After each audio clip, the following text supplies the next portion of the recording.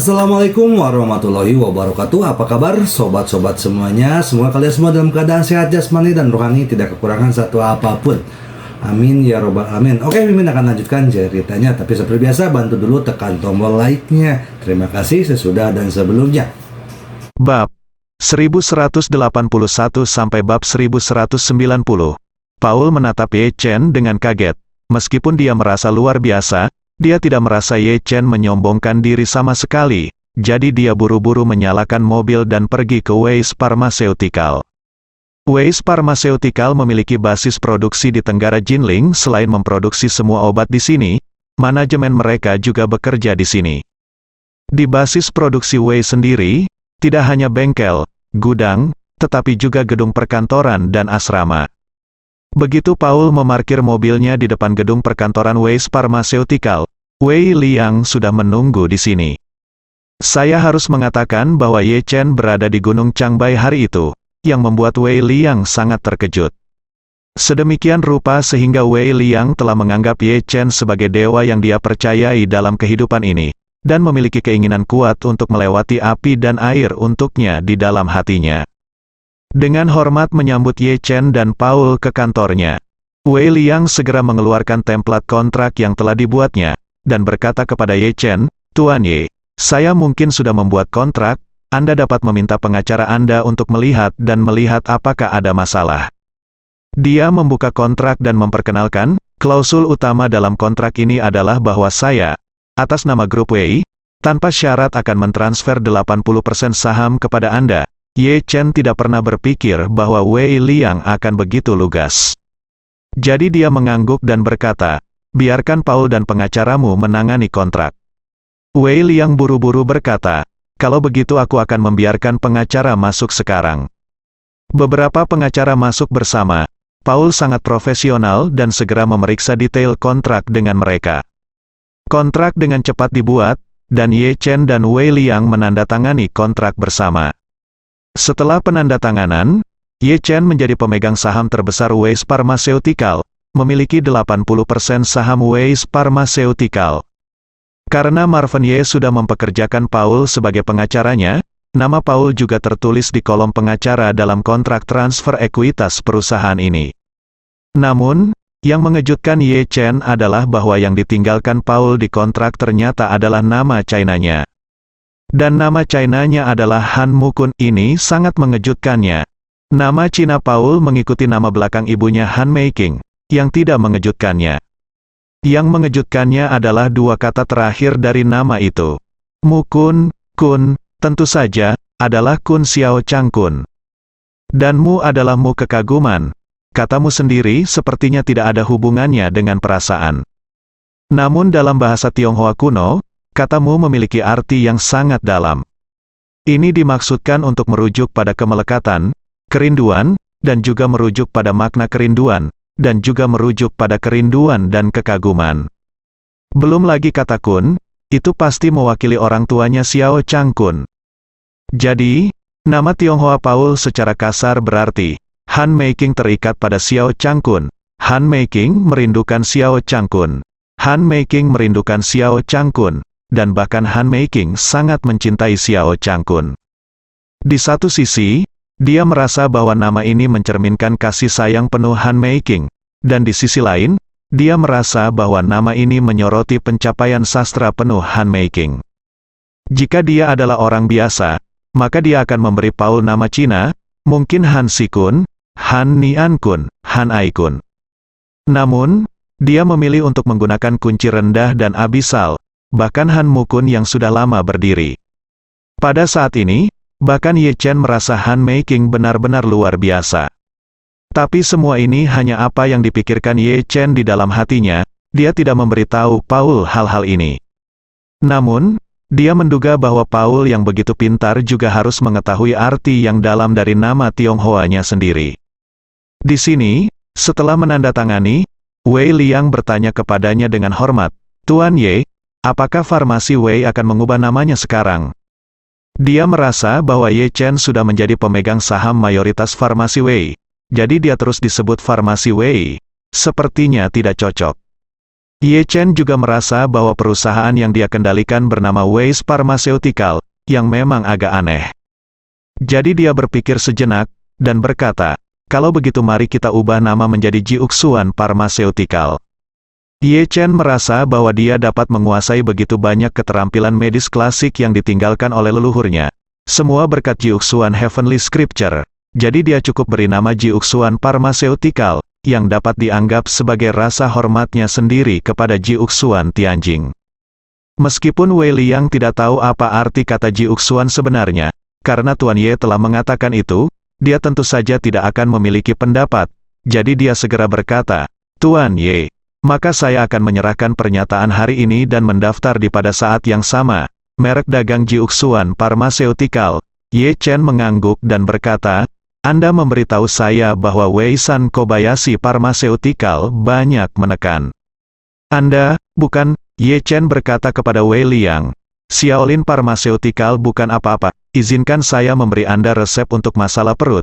Setelah Anda memproduksinya, sebut saja Jiuxuan Wei-san. Apakah Anda membawa pena dan kertas? Saya akan menulis resep untuk Anda, dan setelah Anda kembali, Anda akan memproduksinya sesuai dengan resep ini dan memasarkannya sesegera mungkin. Wei Liang sangat gembira, dia tidak menyangka Ye Chen akan membuat resepnya sendiri. Jadi dia segera mengeluarkan pulpen dan kertas dan menyerahkannya dengan hormat. Ye Chen berpikir sejenak, dan memilih formula pil yang disebut pil penempaan perut, dari 9 Suan Tianjing. Alasan saya memilih ini karena bahan obat yang digunakan dalam formula ini relatif mudah ditemukan. Meskipun ini hanya resep utama untuk masalah perut di 9 kitab suci surgawi yang mendalam, obat ini memiliki efek ajaib pada orang biasa.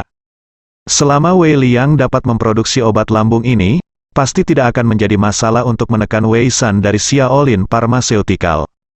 Jadi, dia menuliskan resep dan rasionya, dan menyerahkannya kepada Wei Liang. Setelah Wei Liang mengambil buku catatan itu, dia melihat formula yang tertulis di atasnya, dan tidak bisa menahan rasa kagum. Wei Liang juga telah mempelajari beberapa pengobatan tradisional Tiongkok, dan juga mencoba menemukan resep Tiongkok kuno. Jadi dia masih memiliki pemahaman tentang resep tersebut. Namun, melihat formula Ye Chen, tampaknya ada banyak bahan obat yang tidak ada hubungannya dengan pengobatan penyakit lambung, sehingga masih terasa sedikit menegangkan. Resep yang dikeluarkan Ye Chen adalah resep dalam 9 kitab surgawi yang mendalam, yang merupakan buku ilahi, dan resep yang dapat dicatat di sini benar-benar luar biasa. Dan orang biasa dapat memahaminya, sungguh aneh. Namun, meskipun Wei Liang tidak dapat memahami resepnya dan di mana dewa itu berada, dia tidak berani meragukan Ye Chen di dalam hatinya. Wei Liang Zhen menyimpan resepnya dengan sangat penting, dan akan mengatur produksi terlebih dahulu ketika dia kembali, untuk menguji kemanjuran obatnya. Dia menyelesaikan kontrak dengan Paul dan keluar dari Waze Pharmaceutical, yang sekarang menjadi Jiuxuan Pharmaceutical. Paul sangat menghormati Ye Chen di sampingnya, dia merasa Ye Chen terlalu tidak terduga. Ambil saja resep, dan yang lain bersedia memberinya seluruh kelompok. Izinkan saya bertanya, siapa lagi di dunia ini yang memiliki keterampilan seperti itu? Pantas saja, semua orang terhormat di Jinling menghormatinya sebagai Tuan Ye. Selain itu, begitu mereka menyebut Tuan Ye, mereka akan memberikan evaluasi 4 kata, naga sungguhan di dunia. Dalam perjalanan pulang, Marvin Ye bertanya kepada Paul, ngomong-ngomong, apa yang dilakukan Bibi Han akhir-akhir ini? Paul berkata, ibuku baru-baru ini, dia suka kuliah untuk orang tua. Teman lamanya mengundangnya di masa lalu, saya bekerja sebagai profesor tamu di universitas untuk orang tua, dengan spesialisasi pendidikan hukum untuk universitas untuk orang tua. Oh. Marvin Ye sangat terkejut dan berkata, kalau begitu Bibi Han adalah Profesor Han sekarang. Paul tersenyum dan berkata, bukankah itu benar, profesor macam apa yang kamu hadiri? Universitas untuk lansia itu sendiri bukanlah universitas dalam arti sebenarnya. Itu hanya kelas pelatihan hobi untuk orang tua, meskipun ibu saya mengajar di sana, dia juga seorang siswa di sana, dia belajar kaligrafi dan lukisan Cina dari orang lain. Saya sangat sibuk setiap hari. Setelah itu, Paul bertanya dengan rasa ingin tahu, apa yang dilakukan Paman Xiao sekarang? ibu saya sering berbicara tentang dia, tetapi sepertinya dia selalu ragu untuk berbicara. Ye Chen merasa bahwa Paul He bukan orang luar, jadi dia menghela nafas dan berkata kepadanya, ketika kamu dan Bibi Han baru saja kembali, ibu mertuaku menghilang untuk sementara, tetapi dia kembali sekarang. Setelah berbicara, Ye Chen berkata lagi, saya ibu mertua memiliki kepribadian yang panas, dan ayah mertua saya takut, dia tahu tentang kembalinya Bibi Han dan akan merepotkan Bibi Han. Jadi dia tidak berani mencari Bibi Han. Paul sedikit mengangguk, dan berkata dengan emosi. Kami benar-benar tidak ingin mencampuri urusan generasi orang tua kami. Pada saat ini, ponsel Ye Chen tiba-tiba berdering, dan ternyata itu adalah Song Wanting yang sudah lama tidak melihatnya. Dia menjawab telepon dan bertanya sambil tersenyum, Nona Song, apa yang kamu lakukan akhir-akhir ini? Song Wanting berkata sambil tersenyum, aku hanya sibuk. Aku yakin kamu tidak sesibuk Tuan Ye. Kemudian, dia bertanya dengan rasa ingin tahu, Tuan Ye, saya tidak tahu apakah Anda punya waktu lusa. Ye Chen berpikir sejenak dan berkata, sepertinya tidak ada yang salah, ada apa? Song Wanting tersenyum dan berkata, tidak apa-apa, aku hanya ingin mengundangmu ke rumahku untuk makan, kakek terus membicarakanmu.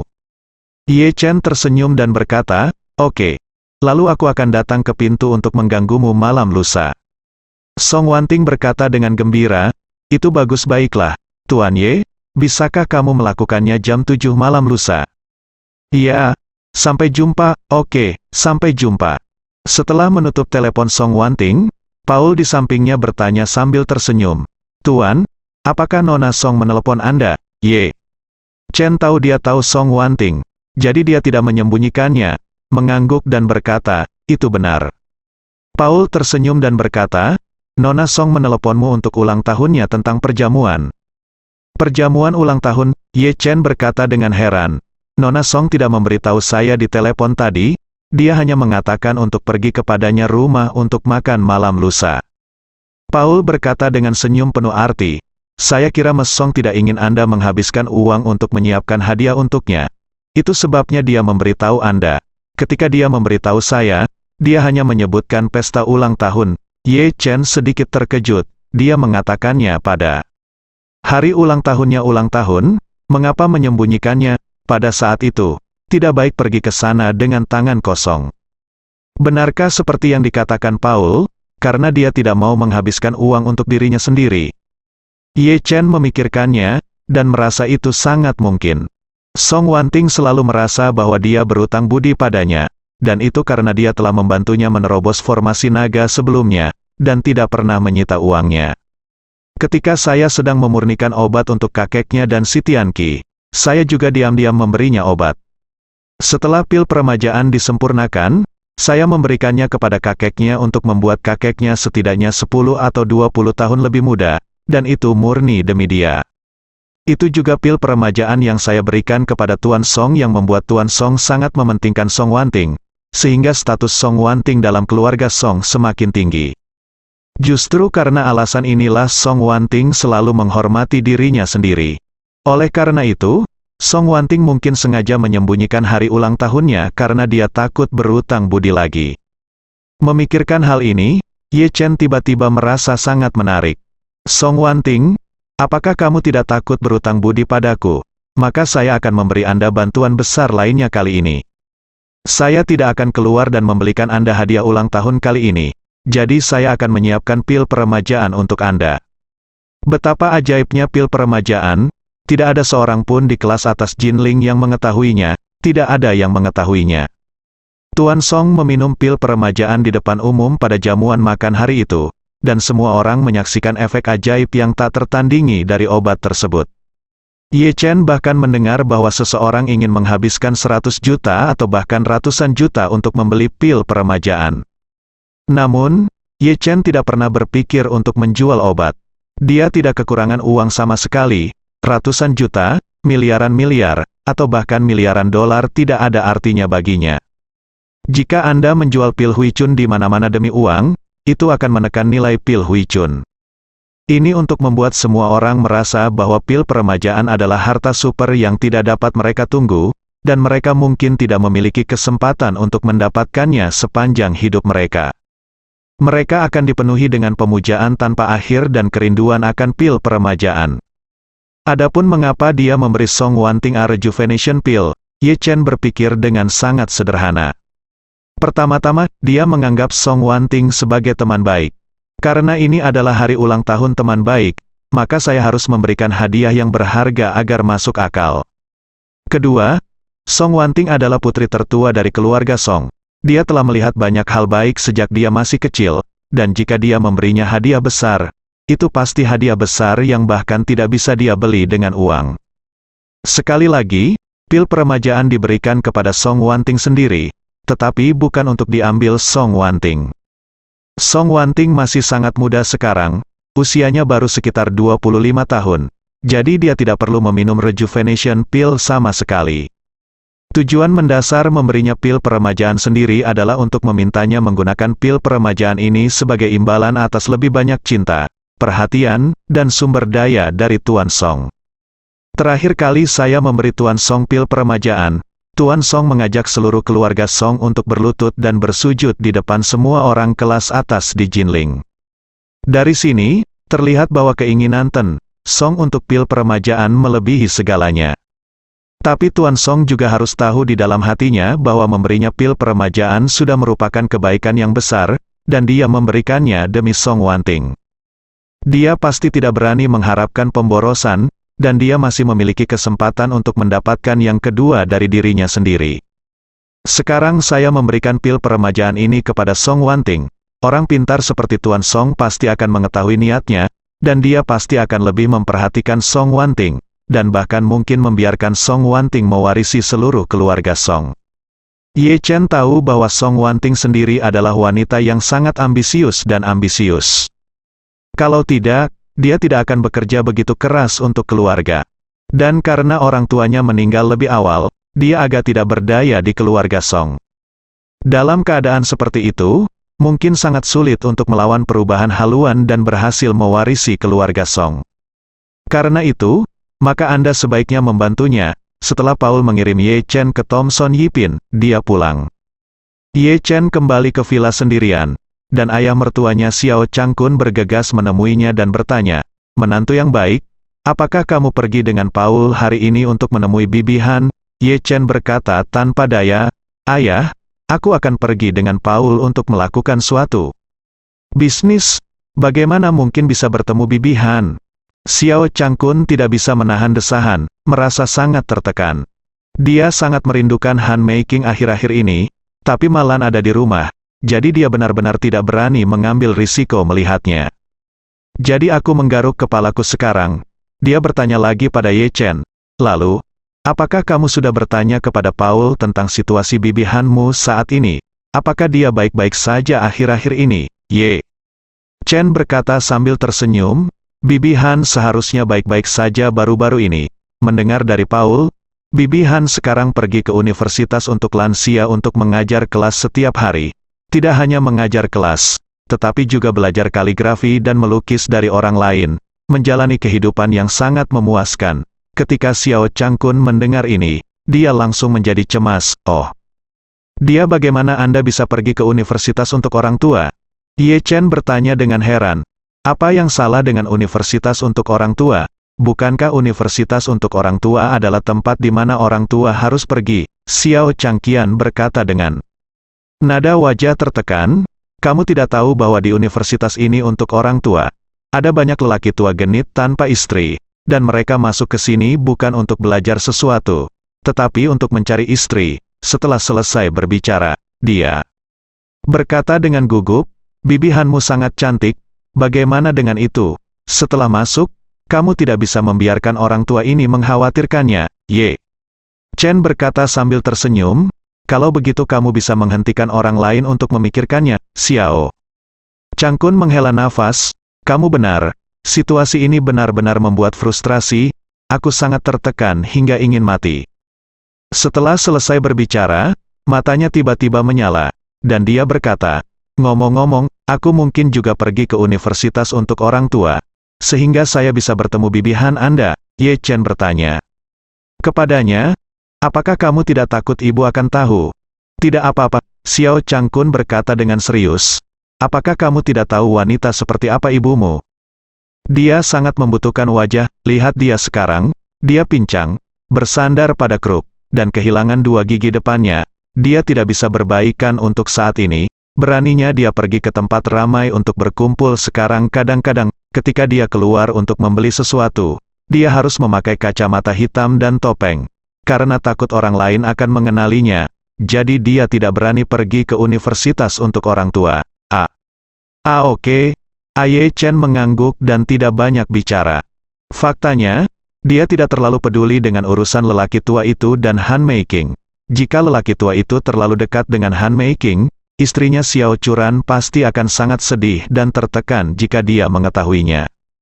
Jika ibu mertua saya, Malan, mengetahuinya, itu akan sangat buruk, dan keluarga mungkin akan mengalami kekacauan. Jadi saya hanya bisa merasa dianiaya dan dianiaya oleh ayah mertua saya. 2 hari kemudian, Ye Chen memberitahu keluarganya sebelumnya bahwa ada seorang teman yang merayakan ulang tahunnya malam ini. Sore harinya, dia pergi ke jalan untuk membeli kotak kado dari kayu mahoni, dan memasukkan pil peremajaan ke dalamnya. Setelah menyimpannya, saya meminta pemilik toko souvenir untuk mengemas kotak kado dengan hati-hati. Karena ini adalah hadiah ulang tahun untuk orang lain, tentu saja membutuhkan rasa upacara. Karena Paul juga diundang, dia hanya menyetir untuk menjemput Ye Chen dan pergi ke Villa Song bersama. Untuk ulang tahun Song Wanting, keluarga Song tidak memasang lampu dan perayaan apapun, tetapi membuat dekorasi kecil yang lebih modern dan hangat. Ketika Paul mengemudikan mobil ke halaman, Ye Chen bahkan tidak tahu bahwa pengaturannya adalah untuk pesta ulang tahun. Song Wanting malam ini mengenakan gaun putih yang dibuat khusus. Rok ini tube top, sehingga terlihat sangat seksi dan cantik, apalagi tulang selangkah Song Wanting tidak hanya sangat terlihat jelas, tetapi juga memiliki bentuk yang sangat indah, bahkan wanita pun akan iri saat melihatnya. Banyak mobil mewah yang terparkir di halaman. Nampaknya tamu hari ini cukup banyak. Song Wanting awalnya menyapa para tamu di dalam, tetapi ketika dia mendengar bahwa Ye Chen akan datang, dia bergegas keluar untuk menyambutnya. Ketika Ye Chen melihatnya, dia tidak bisa menahan perasaan sangat terkejut. Dia sudah lama merasa bahwa penampilan dan sosok Song Wanting tidak kalah dengan istrinya Xiao Churan. Bahkan temperamen aristokrat Song Wanting yang dikembangkan sejak dia masih kecil tidak ada bandingannya dengan istrinya sendiri. Bagaimanapun, dia adalah wanita tertua dari keluarga lokal teratas. Dia telah berpakaian bagus dan dididik dalam etiket sejak dia masih kecil, jadi dia jelas berbeda dari gadis-gadis dari keluarga biasa. Melihat Ye Chen, Song Wanting mendekati Ye Chen dengan penuh semangat, dan berkata dengan malu-malu, "Tuan Ye, Anda ada di sini." Ye Chen sedikit tersenyum dan berkata, "Nona Wanting, mengapa Anda tidak memberitahu saya sebelumnya tentang ulang tahun Anda hari ini? Bagaimana dengan sepatah kata?" Song Wanting berkata dengan nada meminta maaf, "Tuan Ye, tolong jangan tersinggung. Alasan mengapa Wanting tidak memberitahu Anda adalah karena dia takut Anda akan pergi untuk menyiapkan hadiah dan membelanjakan uang untuk Wanting." Ye Chen berkata sambil tersenyum, "Sebenarnya, tidak ada berapa biayanya. Apakah kita berteman? Aku pasti akan memberimu hadiah untuk ulang tahunmu. Bahkan jika kamu tidak memberitahuku, aku akan menyiapkan hadiah untukmu." Setelah itu, Ye Chen mengeluarkan tas peremajaan dari sakunya. Liontin dan hanya saja kotak kado ini dikemas dengan sangat hati-hati, jadi tidak ada yang tahu apa isinya. Ketika Song Wanting melihat hadiah yang telah disiapkan Ye Chen untuk dirinya sendiri, dia sangat gembira. Dia selalu sangat menyukai Ye Chen di dalam hatinya, dan ini juga merupakan hadiah ulang tahun pertama dari kekasihnya, jadi dia secara alami sangat bersemangat. Jadi dia menerima hadiah itu, dan berkata dengan rasa terima kasih kepada Ye Chen, "Tuan Ye, terima kasih banyak telah menyiapkan hadiah khusus untuk menginginkan." Ye Chen sedikit tersenyum, "Seharusnya, Anda dan saya tidak harus sopan." Kata-kata ini membuat Song Wanting terasa semanis makan madu. Paul di sampingnya juga maju saat ini, menyerahkan sebuah kotak hadiah dan berkata sambil tersenyum, "Nona Song, selamat ulang tahun." Song Wanting menatap Paul dan bertanya sambil tersenyum, kamu pasti sudah memberitahu Tuan Ye bahwa hari ulang tahunku adalah hari ini, benar? Iya, Paul berkata sambil tersenyum. Ketika Tuan Ye menelepon, saya sedang menyelesaikan bisnis dengan Tuan Ye. Benarkah? Song Wanting bertanya dengan heran. Kamu masih memiliki kontak bisnis dengan Tuan Ye, apakah itu? Paul berkata sambil tersenyum, aku sekarang adalah pengacara dan penasihat hukum Tuan Ye. Ye Chen tersenyum dari samping, dan jenis yang tidak memiliki 1 sen pun. Song Wanting bertanya dengan rasa ingin tahu, Tuan Ye, Anda apa yang Anda perlukan untuk dilakukan oleh penasihat hukum? Apakah Anda dalam masalah? Tidak, Ye Chen tersenyum dan berkata, saya baru saja menyewa sebuah perusahaan, jadi saya meminta Paul untuk membantu saya dengan beberapa detail. Mengerti, Song Wanting mengangguk, dan berkata sambil tersenyum, Tuan Ye, ayo cepat masuk, masih banyak kenalan di dalam. Oke, Ye Chen mengikuti Song Wanting ke villa keluarga Song. Aula besar interiornya telah dilengkapi sebagai ruang perjamuan. Di ruang perjamuan saat ini, tidak hanya ada resepsi, tapi juga ada band yang memainkan musik jazz. Ye Chen melihat sekeliling dan memang melihat banyak kenalan. Hal pertama yang dilihatnya adalah sepupu Song Wanting, Song Rongrong. Namun, Ye Chen tidak memiliki kesan yang baik tentang Song Honor, jadi dia tidak pergi untuk menyapanya. Di antara tamu luar adalah Chen Zekai, Wang Zenggang, Hong Wu, Si Tianqi dan cucunya Chen Xiaozhao, Qin Gang dan putrinya Xiao Jiao, Qin Aoswei. Bahkan ada Li Tailai, orang terkaya di Haicheng. Bahkan Wang Dongsui dari M Grand Group datang. Tampaknya Song Wanting yang diundang ini adalah beberapa teman lama yang memiliki hubungan baik. Pada saat ini, di antara para tamu yang datang ke makan malam ulang tahun Song Wanting, orang yang benar-benar menunggu di hati mereka adalah Ye Chen. Semua orang tahu bahwa beberapa waktu lalu, ayah dan anak keluarga Wu datang ke Jinling dan berselisih dengan Ye Chen. Pada pesta ulang tahun Tuan Song, Ye Chen bahkan mematahkan tangan Wu Xin di depan umum.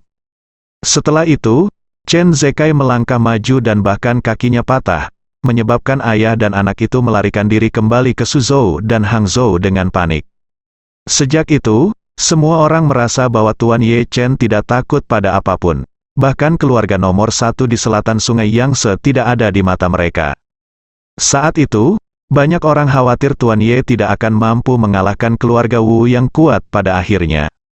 Namun tanpa diduga, dalam waktu singkat, keluarga Wu jatuh dari posisi keluarga pertama di selatan Sungai Yangtze. Apalagi, terlalu banyak hal yang terjadi di keluarga Wu selama ini. Pertama, karena geng pengemis, reputasi mereka mengalami pukulan besar. Kedua, mereka mengirim master ke Gunung Changbai 1 demi 1 tetapi gagal 1 demi 1. Untuk terakhir kalinya, bahkan kartu truf dan kepercayaan terakhir mereka 8 Raja Surgawiya telah mati. Keluarga Wu saat ini bahkan tidak sampai ke tingkat keluarga kelas 1, bahkan dibandingkan dengan keluarga Song, jauh tertinggal. Meskipun tidak ada bukti yang menunjukkan Ye Chen melakukan semua ini, tetapi semua orang di hati mereka menghitung semua ini di kepala Ye Chen. Di mata mereka, hanya Tuan Ye yang memiliki kemampuan seperti itu. Terutama Chen Zekai, dia melihat dengan matanya sendiri bagaimana Ye Chen membunuh 8 Raja Surgawi sendirian di kaki Gunung Changbai. Jadi saat ini, di matanya, Ye Chen adalah dewa, dewa yang melampaui segalanya. Yang pertama berjalan menuju Ye Chen adalah Chen Zekai. Dia berjalan menuju Ye Chen dengan cepat, dan bahkan berharap dia bisa berlutut di hadapan Ye Chen terlebih dahulu. Karena hari itu di Gunung Changbai, Ye Chen memberinya terlalu banyak kejutan, itu benar-benar menumbangkan semua pandangan dunianya. Namun, dia masih tahu bagaimana menahan diri. Ketika dia melihat Ye Chen, dia hanya sopan, dan dengan hormat memanggil Tuan Ye. Saya tidak tahu bahwa dia milik tuan muda dari keluarga Ye. Tetapi saya pikir Chen Zekai juga memintanya untuk membaca Feng Shui atau yang lainnya. Berjalan selanjutnya adalah Wang Dongsui dengan gaun seksi perak cerah. Dalam kesan Ye Chen, Wang Dongsui selalu menjadi jenis kecantikan karir yang lebih pantang. Tapi hari ini Wang Dongsui berpakaian sangat seksi dan mempesona, dan perubahan statusnya sangat bagus. Orang yang tidak tahu, jika mereka melihat Wang Dongsui sekarang, mereka akan berpikir bahwa dia adalah dewi yang seksi. Secara alami, Wang Dongsui mengetahui identitas tuan muda Ye Chen Ye, tetapi dia hanya tahu sedikit tentang identitas Ye Chen Ye. Bagaimanapun, dia sendiri bukan dari keluarga besar Jinling, juga tidak terlibat dalam kontak dengan orang-orang di dunia metafisika. Jadi hal-hal yang dilakukan Ye Chen sebagai Tuan Ye, dan Wang Dongsui adalah dunia yang hampir sepenuhnya berbeda. Wang Dongsui benar-benar ingin memanggilnya Tuan Muda, tetapi karena ada begitu banyak orang di sini, dia hanya bisa memanggil dengan sopan, Tuan Ye. Ye Chen mengangguk dan tersenyum padanya. Dan berkata, Tuan Wang sangat baik berpakaian hari ini. Saya tidak pernah berpikir bahwa wakil ketua Emgrand Group akan menjadi kecantikan yang begitu glamor dan mempesona. Wang Dongsui tersipu dan berkata dengan malu-malu, Tuan, saya ingin tahu kapan Anda punya waktu untuk datang ke Emgrand Group untuk duduk. Kata-kata Wang Dongsui membuat Ye Chen tersipu. Dia tahu bahwa dia, ketua Emgrand Group, benar-benar tidak kompeten. Biasanya, saya pada dasarnya tidak pergi ke Emgrand Group, dan saya tidak bertanya tentang urusan Emgrand Group, saya serahkan semuanya pada Wang Dongsui. Ketika Wang Dongsui mengatakan itu barusan, dia mungkin berharap bisa lebih sering pergi ke Emgrand Group. Memikirkan hal ini, dia tersenyum dan berkata kepada Wang Dongsui, hanya untuk Tuan Wang yang begitu cantik, saya akan sering pergi ke Emgrand Group untuk mengganggu saya di masa depan. Wajah Wang Dongsui yang glamor dan cantik tak tertandingi berubah menjadi merah padam ketika dia mendengar ini berdiri. Pada saat ini, si Tianqi juga membawa Chen Xiaozhao. Chen Xiaozhao memandang Ye Chen, matanya yang indah penuh kelembutan. Pada saat yang sama, hatinya yang kekanak-kanakan memiliki beberapa keluhan kecil, dan dia selalu merasa bahwa guru Ye sepertinya tidak terlalu memperhatikan dia dan kakeknya baru-baru ini. Karena saya belum pernah melihat Tuan Ye pergi ke ruang obat lagi selama periode waktu ini, meskipun saya merindukannya siang dan malam, saya tidak memiliki kesempatan untuk melihatnya. Si Tianqi tidak memiliki banyak pemikiran hati-hati seperti cucunya.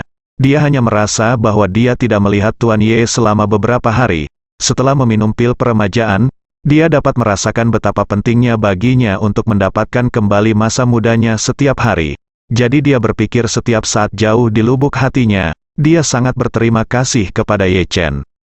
Jadi, dia melangkah maju dengan cepat, membungkuk kepada Ye Chen dengan tinjunya di lengannya, dan berkata dengan hormat, Tuan Ye, saya sudah lama tidak melihat Anda, saya ingin tahu bagaimana keadaan Anda, Tuan Ye. Ye Chen tersenyum samar-samar. Dokter Si yang ajaib, sama-sama, saya baik-baik saja baru-baru ini, saya tidak tahu bagaimana keadaan Tuan Si. Si Tianqi berkata dengan serius, terima kasih kepada Guru Ye, saya merasa sempurna setiap hari sekarang, peluang. Ye Chen tersenyum sedikit, kamu juga mengatakan bahwa ini adalah kesempatanmu, jadi jangan sopan padaku. Qin Ao Sui, yang sedang mencicipi makanan penutup, tiba-tiba melihat Ye Chen datang, hati kecilnya berdebar kencang, hentikan, sebelum dia berbicara dengan Ye Chen, wajahnya sudah merah. Karakter Qin Ao Sui adalah jenis lada kecil yang berani mencintai dan membenci. Ketika dia menghadapi Ye Chen, dia berani menyerang Ye Chen, bahkan jika dia ditendang oleh Ye Chen. Tapi sekarang Qin Ao Sui telah sepenuhnya menganggap Ye Chen sebagai kekasih impiannya, dan hampir setiap malam sebelum tidur, dia harus memikirkannya lama sebelum tertidur. Selain itu, Qin Ao Sui sering memimpikannya Ye Chen dalam mimpinya, dan kadang-kadang, dia bermimpi bahwa dia melakukan beberapa hal memalukan dengan Ye Chen dalam mimpinya. Tidak mungkin, karena Qin Ao Sui sangat menyukai Ye Chen. Setelah Ye Chen menyelamatkan seluruh keluarga Qin Ao Sui memujanya di dalam hatinya. Kemudian, Ye Chen akan mulai memurnikan obat ajaib. Qin Ao Sui dipercayakan oleh ayahnya Qin Gang, dan datang untuk memohon obat pada Ye Chen. Saya pikir bahkan jika Ye Chen dapat memberikan satu, itu akan menjadi hadiah yang luar biasa. Tetapi tanpa diduga, Ye Chen memberitahu Qin Ao Sui pada saat itu, demi kecantikan kecil Anda, saya akan memberi Anda 2. Sejak saat itu, Qin Ao Sui sangat jatuh cinta pada Ye Chen. Yang membuatnya semakin jatuh cinta pada Ye Chen adalah saat Ye Chen membantunya memperjuangkan keadilan. Sahabat baik saya dibunuh oleh Wu Qi dan hampir bunuh diri. Tetapi pada saat itu saya tidak tahu latar belakang Wu Qi yang sebenarnya. Tanpa diduga, Ye Chen tidak ragu untuk menyinggung tuan muda kedua dari keluarga Wu, keluarga pertama di selatan Sungai Yangtze, demi dirinya sendiri. Terlebih lagi, dia membuat tuan muda kedua dari keluarga Wu begitu sengsara, sangat memuaskan. Sejak saat itu, Ye Chen menjadi dewa di hati Qin Ao Sui. Dan itu adalah dewa yang sangat dicintai Qin Ao Sui. Pada saat ini, melihat kekasih impiannya akhirnya datang, semua emosi Qin Ao Sui dapat diraba. Dia menarik ayahnya dan berlari sepanjang jalan, dan ketika dia datang ke Ye Chen, wajahnya memerah karena malu. Dia menatap Ye Chen dalam-dalam, lalu dengan cepat mengalihkan pandangannya, tetapi berkata dengan lembut, "Tuan Ye, Ao Sui telah lama menunggumu, dan akhirnya kamu ada di sini." Ketika Ye Chen memandang Qin Ao Sui sudah memerah karena malu. Qin Ao Sui sendiri adalah gadis heroik seperti itu, dan dia lahir dalam seni bela diri, jadi dia tidak ada hubungannya dengan rasa malu dan kelemahan. Tapi karena hatinya penuh dengan rasa malu dan kegembiraan seorang gadis kecil yang bertemu dengan kekasihnya, sepertinya dia tiba-tiba menjadi menyenangkan. Ye Chen tersenyum padanya dan berkata, "Ao Sui juga ada di sini, bagaimana kabarmu?" Qin Ao Sui tersipu dan berkata, "Baru-baru ini, akhir-akhir ini cukup bagus. Terima kasih Tuan Ye atas perhatianmu." Ye Chen sedikit mengangguk, dan berkata kepada semua orang, "Kita sudah lama tidak bertemu, dan hari ini adalah hari ulang tahun Mesong, jadi setiap orang dapat minum lagi nanti." Semua orang buru-buru berkata, "Pasti. Saya harus minum lagi malam ini." Song Wanting berkata dengan nada meminta maaf saat ini, "Tuan Ye, tolong tunggu sebentar, saya harus menyapa beberapa tamu di sini." Ye Chen mengangguk, "Pergilah dan sibuklah, tidak perlu tinggalkan aku sendiri." Song Wanting mengucapkan selamat tinggal kepada orang banyak, dan mereka mengundang Ye Chen ke ruang perjamuan untuk minum koktail terlebih dahulu. Ye Chen langsung setuju, jadi dia turun ke sisi ruang perjamuan yang dikelilingi oleh semua orang. Karena Ye Chen menjadi fokus perhatian semua orang, Qin Ao Sui merasa sedikit tidak bisa menghalangi, yang membuat gadis kecil itu merasa cemas di hatinya. Ye Chen melihat bahwa Qin Ao Sui ragu-ragu untuk berbicara beberapa kali, dan didahului oleh orang lain bahkan sebelum dia dapat berbicara, jadi dia bertanya sambil tersenyum, "Ao Sui, apakah Anda ingin mengatakan sesuatu kepada saya?" Qin Ao Sui mendengar ini, mengangguk dengan gembira, dan berkata, "Tuan Ye, Ao Sui ingin mengatakan sesuatu kepada Anda secara pribadi, saya ingin tahu apakah Anda punya waktu." Setelah selesai berbicara, matanya yang besar menatap Ye dengan harapan dan memohon pada Chen. Ye Chen masih memiliki kesan yang baik tentang Qin Ao Sui. Salah satunya karena Qin Ao Sui mandiri dan tidak memiliki kebiasaan buruk anak-anak dari keluarga besar. Yang kedua adalah bahwa Qin Ao Sui, sebagai seorang gadis muda dari keluarga besar, sebenarnya dapat berlatih seni bela diri dengan keras dan tahan lama, yang sangat jarang terjadi di antara anak-anak dari keluarga kaya. Jadi Ye Chen berkata kepadanya, "Mengapa kamu tidak pergi denganku?" Qin Ao Sui mengangguk dengan penuh semangat ketika dia mendengar ini. Melihat adegan ini, Qin Gang menyeringai bahagia. Dia terutama menantikan perkembangan Ye Chen dengan putrinya. Menurutnya, meskipun itu adalah Qin Ao Sui, menjadi kekasih Ye Chen adalah berkah bagi keluarga Qin, dan bahkan lebih merupakan berkah bagi Qin Ao Sui. Chen Xiaozhao menyaksikan Qin Ao Sui mengikuti Ye Chen keluar rumah, dan merasa iri dan iri. Mengapa dia tidak ingin lebih banyak berhubungan dengan Ye Chen? Hanya saja belum ada peluang yang sangat cocok. Selain itu, saya tidak seberani Qin Ao Sui, yang berani memberitahu guru Ye langsung di depan begitu banyak orang. Pada saat ini, Ye Chen membawa Qin Ao Sui keluar dan datang ke halaman villa keluarga Song. Kemudian dia berhenti, menatap Qin Ao Sui dan berkata dengan senyum tipis, "Katakan padaku, gadis kecil, ada apa kali ini? Mungkinkah teman sekolah lain yang diintimidasi?" Qin Ao Sui tersenyum malu-malu dan terbata-bata. "Ao Sui sebenarnya mencarimu kali ini, sebenarnya." Qin Ao Sui pemalu dan pemalu, jadi dia tidak tahu bagaimana memulainya. Ye Chen tersenyum dan berkata, "Apakah ini masih cabai kecil Qin Ao Sui dalam kesan saya? Qin Ao Sui yang saya kenal berani bertarung dengan saya ketika kami berada di Antique Street. mengapa Qin Aoswei ini bahkan tidak berbicara di depan saya sekarang? Tidak bisakah kamu mengatakannya?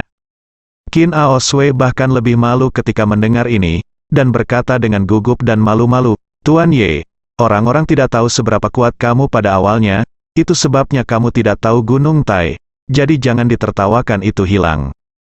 Saat dia berbicara, dia memikirkan Ye Chen menendang pantatnya sendiri hari itu, dan dia malu, tetapi merasa sedikit bahagia seperti anak perempuan. Setelah itu, dia mengumpulkan keberaniannya dan berkata kepada Ye Chen, Tuan Ye, Aoswei sebenarnya ingin mengundang Anda untuk menonton kompetisi sanda mahasiswa internasional yang diadakan di Jinling tahun ini. Ye Chen mengerutkan kening dan berkata, kompetisi sanda mahasiswa internasional. Ye Chen tiba-tiba memikirkan detail. Wei Liang pernah berkata pada dirinya sendiri bahwa Kobayashi Pharmaceutical tampaknya mensponsori kompetisi ini untuk mempromosikan obat baru mereka Kobayashi Wei-san. Ye Chen ingat bahwa Qin Aoswei telah berlatih seni bela diri. Jadi dia bertanya dengan rasa ingin tahu, Aoswei, apakah Anda akan berpartisipasi dalam kompetisi ini? Qin Aoswei tersipu dan mengangguk. Tuan Ye, Aoswei mewakili mahasiswa China kali ini. Oh, Ye Chen berkata dengan ramah, apakah kamu begitu baik? Apakah kamu percaya diri untuk memenangkan kejuaraan? Qin Aoswei menjawab dengan malu-malu, saya tidak berani berpikir untuk memenangkan kejuaraan. Karena pemain unggulan dari Jepang masih sangat kuat kali ini. Luar biasa. Dia juga favorit saat ini untuk memenangkan kejuaraan, dan kekuatannya memang jauh lebih kuat dari saya. Setelah berbicara, Qin Aoswei berkata lagi, tapi saya tidak akan berkecil hati, tujuan saya adalah untuk menembus 3 besar. Ye Chen tersenyum dan berkata, mimpi hanya dapat terwujud jika kamu berani berpikir. Aku sangat optimis tentang kamu. Aku pikir tidak ada masalah bagimu untuk mengambil tempat pertama. Sebagian besar pertarungan Jepang dan sanda masih menjadi inti seni bela diri Tiongkok kita.